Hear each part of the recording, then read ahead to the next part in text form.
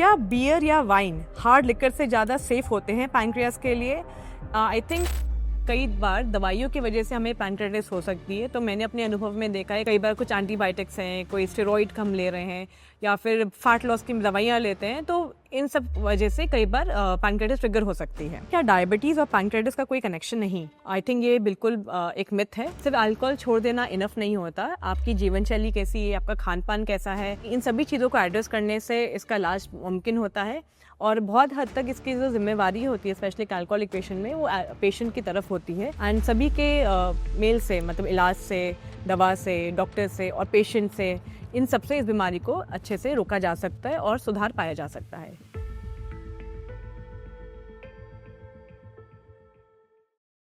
नमस्कार, मेरा नाम वैद्यशिखा प्रकाश है और आज हम एक वीडियो के माध्यम से पैंक्रियाटिस से रिलेटेड जो मिथ्स हैं उनके ऊपर बात करना चाहेंगे।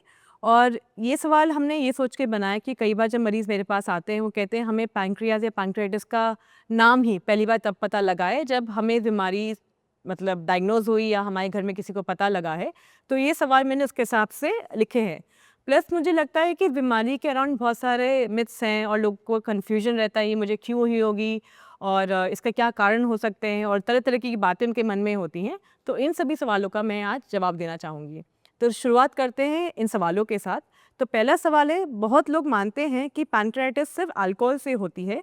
आपके अनुभव में और कौन से कॉजेज़ ज़्यादा कॉमन होते हैं?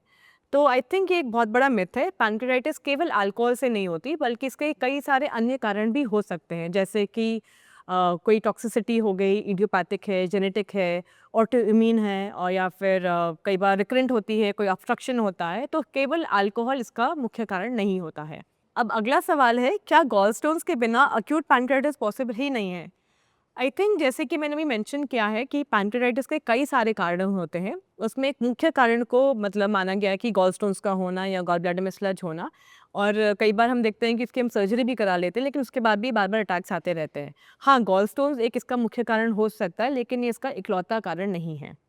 अब तीसरा सवाल है, क्या सिर्फ स्पाइसी खाना पैंक्रियास को नुकसान पहुंचा सकता है?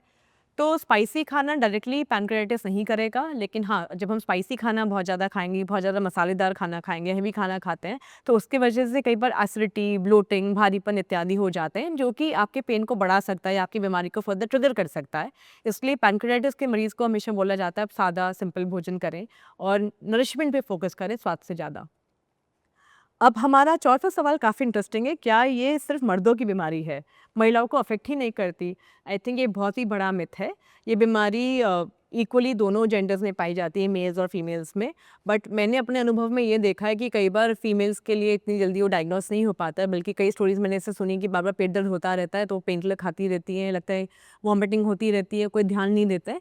तो शायद इस वजह से कई बार फीमेल्स के केसेस हमारे सामने तक इतने नहीं आ पाते, लेकिन ये दोनों ही जेंडर में इक्वली पाई जाती है।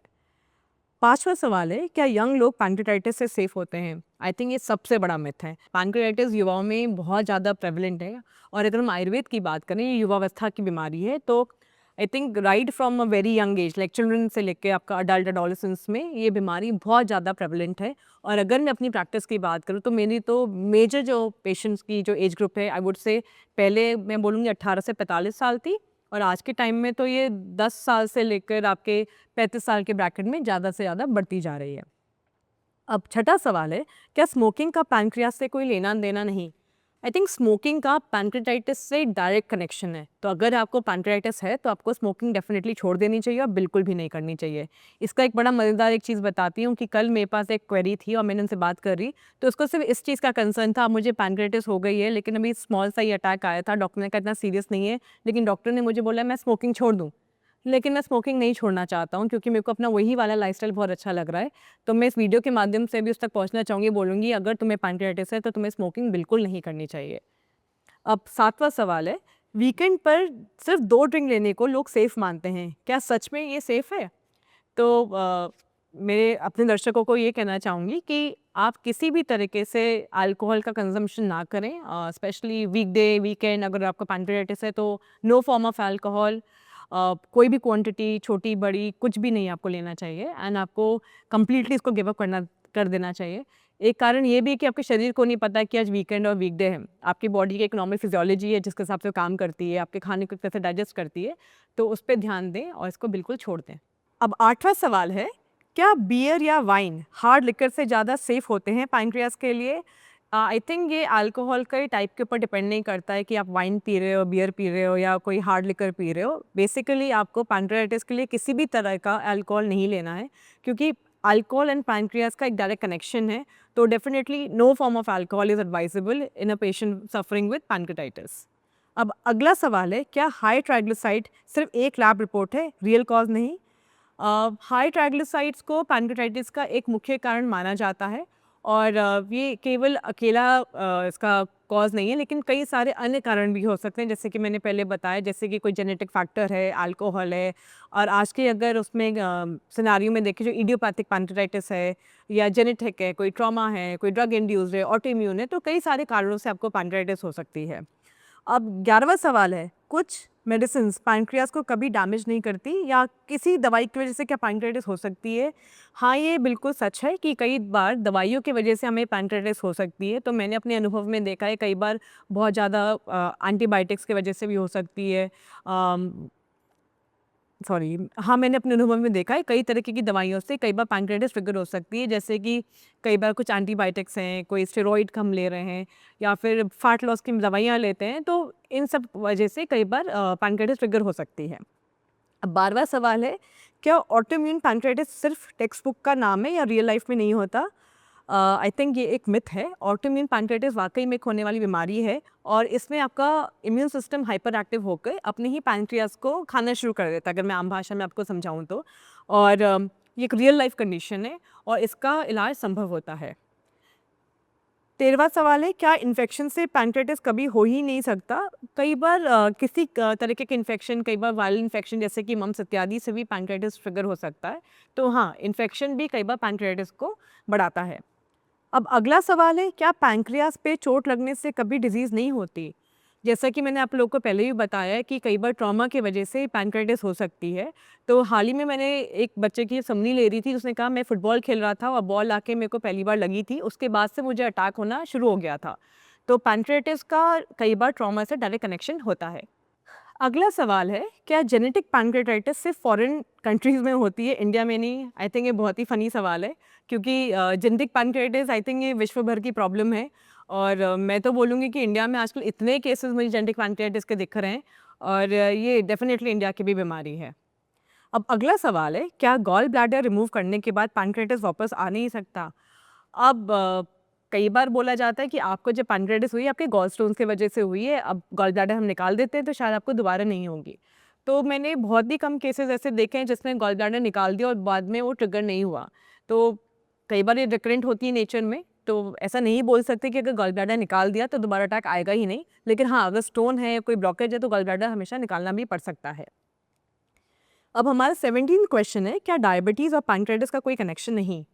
आई थिंक ये बिल्कुल एक मिथ है, क्योंकि पैनक्रियास ही इंसुलिन को सेक्रीट करता है, जो कि हमारे बॉडी में जो हमारा ग्लूकोज लेवल इसको पूरा मेंटेन करता है। तो डेफिनेटली पैनक्रियाज और डायबिटीज़ का डायरेक्ट कनेक्शन है एंड कई बार पैनक्रियाटिस की वजह से टाइप 3C जो डायबिटीज़ होती है वो डेवलप हो जाती है और अनकंट्रोल्ड भी होती है, जो कि इसका एक फर्दर एक प्रॉब्लम है या साइन है अनकंट्रोल्ड डायबिटीज़ पैनक्रियाटिस के पेशेंट्स में, और ये बहुत ज़्यादा कॉमन भी है, या early onset of diabetes with pancreatitis patients.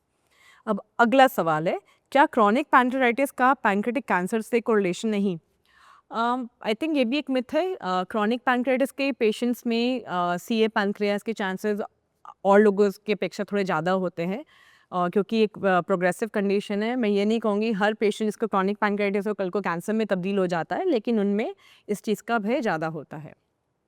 अब 19वां सवाल है, क्या एक बार अल्कोहलिक पेशेंट को रिकवरी पॉसिबल ही नहीं?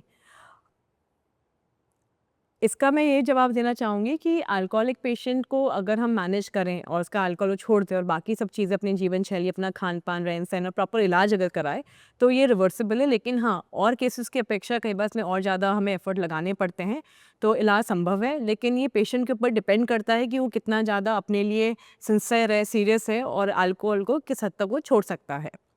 अब इस वीडियो का आखिरी सवाल है, क्या सिर्फ अल्कोहल छोड़ देना इनफ है और कोई रिस्क फैक्टर नहीं है? जैसा कि मेरा प्रीवियस क्वेश्चन में बोल रही थी, सिर्फ अल्कोहल छोड़ देना इनफ नहीं होता। आपकी जीवन शैली कैसी है, आपका खान-पान कैसा है, आपके और कोई अन्य कारण तो नहीं, इन सभी चीज़ों को एड्रेस करने से इसका इलाज मुमकिन होता है। और बहुत हद तक इसकी जो ज़िम्मेवारी होती है स्पेशली एक अल्कोहलिक पेशेंट में, वो पेशेंट की तरफ होती है। एंड सभी के मेल से, मतलब इलाज से, दवा से, डॉक्टर से और पेशेंट से, इन सबसे इस बीमारी को अच्छे से रोका जा सकता है और सुधार पाया जा सकता है। मैं आए दिन अपनी ओपीडी में ऐसे तमाम सवाल लोगों से सुनती हूँ और मैं कोशिश करती हूँ उनके सभी क्वेश्चंस का जवाब दे पाऊँ जितनी मेरी समझ है उसके अनुसार। बट अगर आपके मन में कोई और सवाल है जो मैंने इस वीडियो में कवर नहीं किए, आप इसको कमेंट सेक्शन में लिख सकते हैं एंड मैं अगली वीडियो के माध्यम से उनका जवाब आपको देना चाहूँगी।